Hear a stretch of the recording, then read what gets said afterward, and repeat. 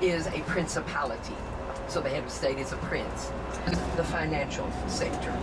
Now, Luxembourg is one of the world's leading investment fund as something. We will see, for example, when we go into the city, empire, and Luxembourg became a free country.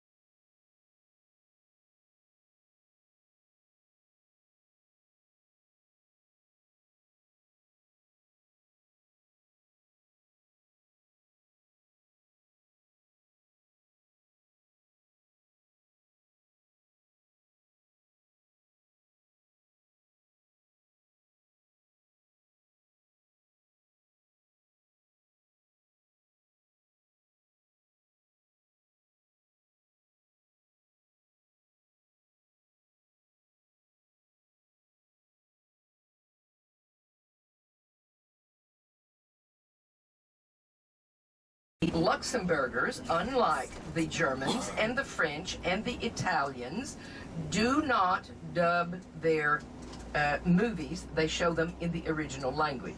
And that, of course, is one of the reasons that the Flemish-speaking Belgians, the Dutch, and the Scandinavians, who do not dub theirs either, or television, all can speak better English than the Germans or the French or the Italians. And a huge French shopping center, shopping mall here, and then on the left and the right, huge German international banks, and here especially on the left are investment funds, the German stock market investment fund, for example, a DK, and coming up on the corner, you see this tall financier, this banker, with his black umbrella and his Financial Times. And the idea here was take a statue of normal stature and stretch it up to that height with the idea of growth, which of course is what they're looking for out here. And you can see these lanes on either side here. They're only bus lanes now, but they're going to build a tram, a streetcar line out here with a train station, so that people won't have to go, the commuters won't have to go all the way into town and then come back out here. So banks along here as well. Havilland is a French bank. And the European Union then has 3 official capitals with 3 official institutions. Luxembourg City is the official seat of the European Court. That is the court for the European Union. Then the official seat of the Parliament is in Strasbourg, in Alsace, in France, and the mother bureaucracy is in Brussels. Now, of course, there are other facilities here that are important for the European Union. For example, the Court of Auditors, the European Investment Bank, the Press and Translation Office, because everything has to be translated on paper as well. There is Eurocontrol, that is a European Air Traffic Administration here. On the right, with this unusual oyster shell design, is a convention center, sports center, rock concert center, all modeled on the much older Olympic-sized swimming pool back here up the steps. Now, the oldest building up here on this plateau, as it's called, is that one on the left where you see the antennas and the satellite dishes. There was literally no more room downtown for either the European Union facilities or the banking district, so they gradually moved out here, although we will still see banks downtown. New, those belong to the European Court. The original building was found to be contaminated with asbestos. So everything had to be gutted and they had to more or less start all over again. Then there is the administration of the European Parliament here, the administration of the European Commission. So there are many, many facilities here. And then we're going to drive into the town in between these two glass buildings here, done by a famous Spanish architect named Beaufil, and he called these two buildings the portal to Europe.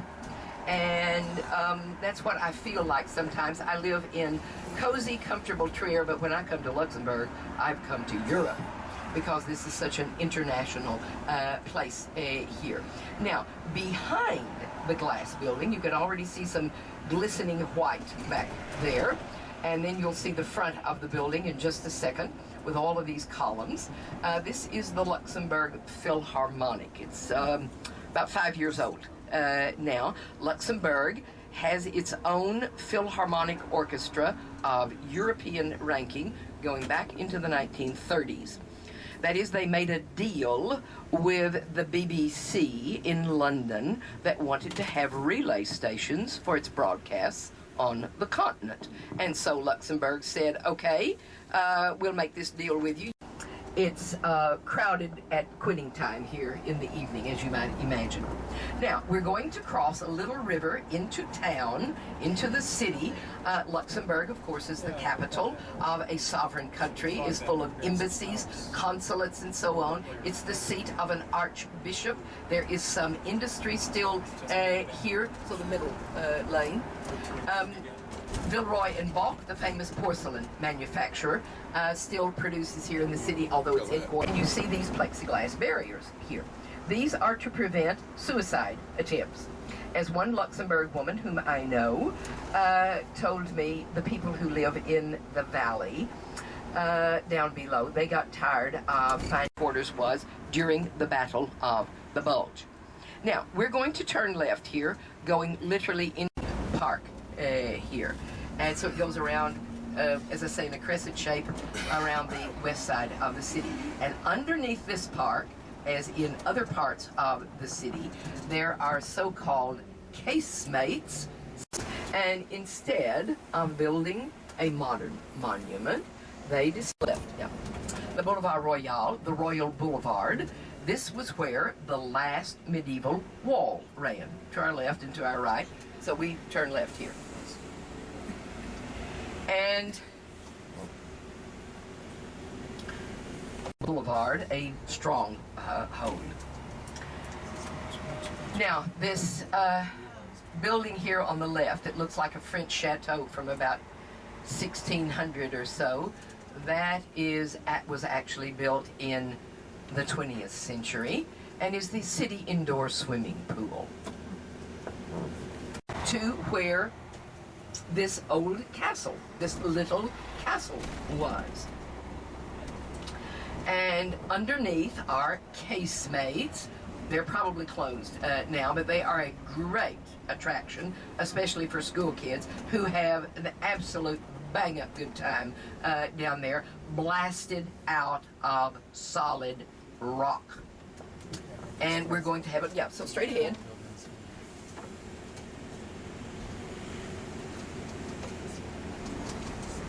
So, if you look to your left, you can look down into the valley, and you can see up on the hill where we came from, and you can see a glass pyramid with a glass tower on top of it. This is a new museum of modern art, literally built on the foundations. And this is, the Luxembourgers are very proud of it. The architect was I.M. Pei, the Chinese-American architect who built the pyramid at the Louvre. So here, fortress walls, medieval wall, one of the old medieval gates here. And so we're more or less driving on the ramparts of this fortress here and here. So we'll go over onto the right-hand side and have a look at this grand panoramic view here.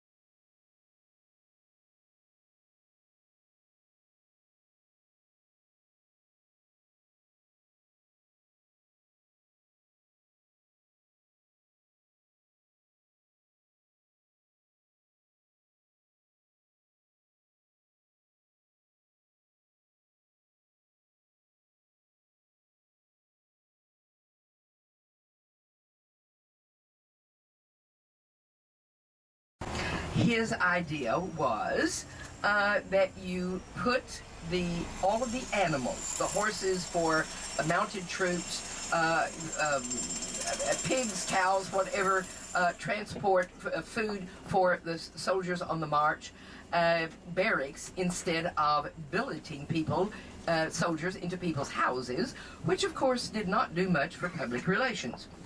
And so his idea was the heat of these animals on the ground floor story would rise and heat the rooms of the soldiers upstairs. So here in Luxembourg, they are still using today French military barracks, not for the military, from 1685. Now, technically, we're entering what was originally the banking district. These are Luxembourg banks over here on the right, for example. And the Americans, the international banks like Fortis and Commerce Bank and Dresden Bank and Deutsche Bank and so on, they will no longer take American investments because of the complicated American tax laws. However, if you have your 50,000 euros in a suitcase, that's the minimum investment, the Luxembourg banks will be only too happy to take your money.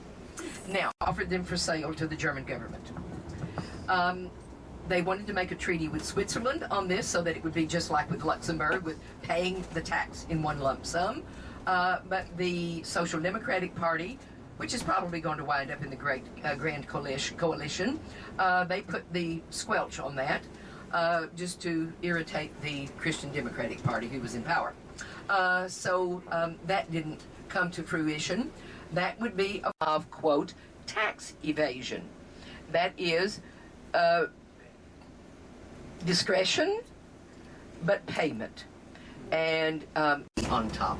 This was originally a World War I monument.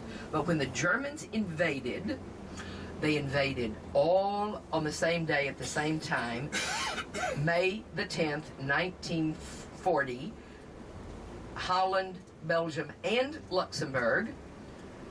After a certain length of time, the Germans knocked the Golden Lady down on the ground. Well, of course, because she's made of metal, she shattered into thousands of pieces. And under the cover of darkness, the Luxembourgers gathered up as much as they could and hid the pieces. And found them finally again.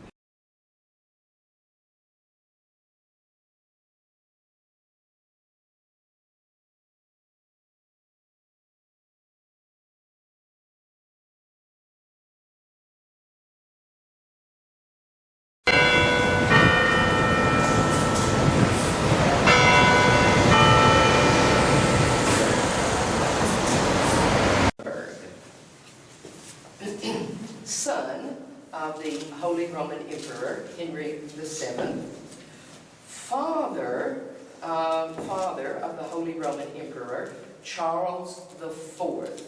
Now, some of you may have been to Prague. He built the Karl Bridge in Prague, founded the first German university in Prague, made Prague an official residence of the. It says that he died on the 30th of August, 1340. Well, that's wrong. He died in 1346. 1340 was when he became blind.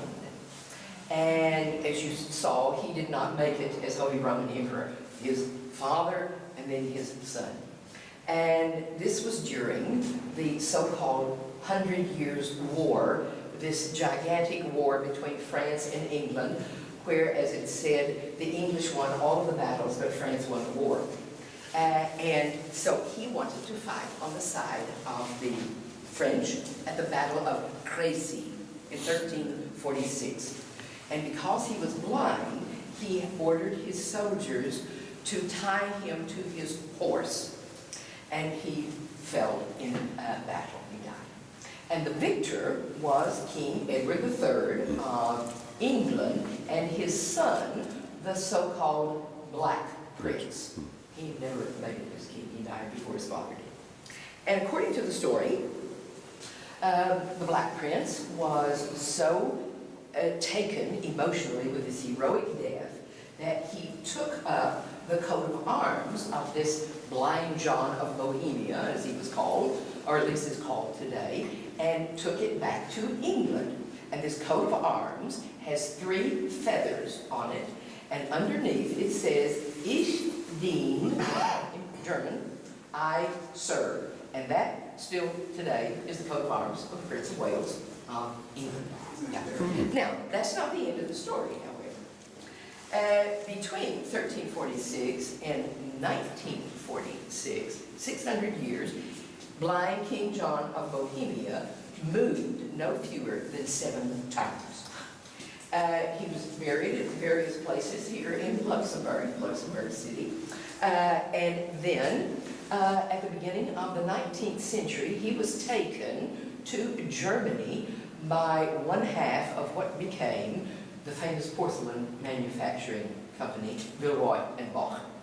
And a famous German architect built a chapel up on a huge promontory where he was buried in Germany then until 1946. And in 1946, the remains of blind King John were returned to Luxembourg as the very first reparation payments to Luxembourg after the war.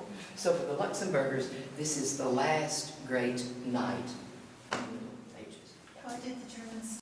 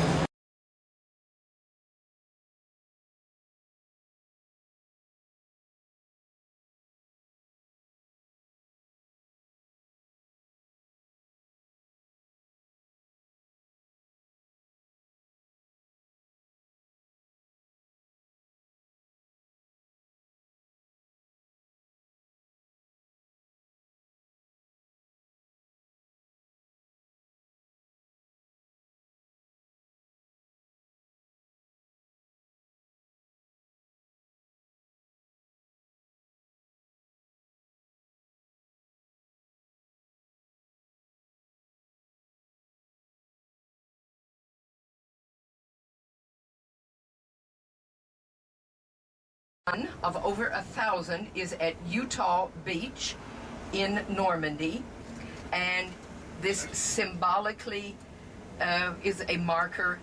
There were over 1,000 of them coming through France the way of the Allies from Utah Beach, or from Normandy, the beachheads at Normandy, into Luxembourg, and the last of these over 1,000 kilometer markers is then at Bastogne. And the avenue down this to our left is called Avenue de la Liberté, Liberty Road, Freedom Road, again, symbolically a name for crescent-shaped park.